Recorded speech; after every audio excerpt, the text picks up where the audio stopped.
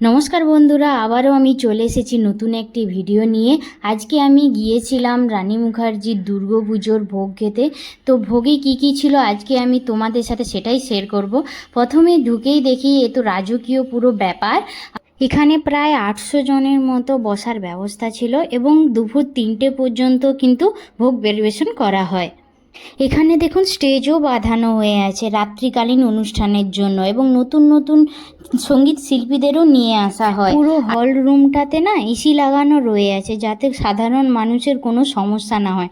প্রথমেই দেখছেন এখানে পাতে একটি স্পুন এবং একটি হ্যান্ড উইপার দিয়ে দিয়েছে, আর একটা সাইডে ছিল জলের বোতল। পরে এলো বেগুনি ভাজা, তারপর দিল পোলাও। আমি এখানে পোলাওটা একটু বেশি করেই নিয়েছি।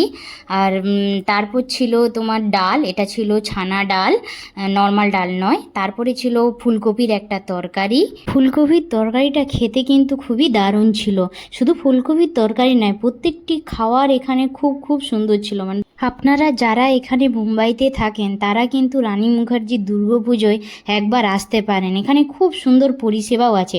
তারপরে দিয়েছিল এখানে চাটনি, তারপরে ছিল পায়েস, আর সবশেষে দিয়েছিল একটা মিষ্টি।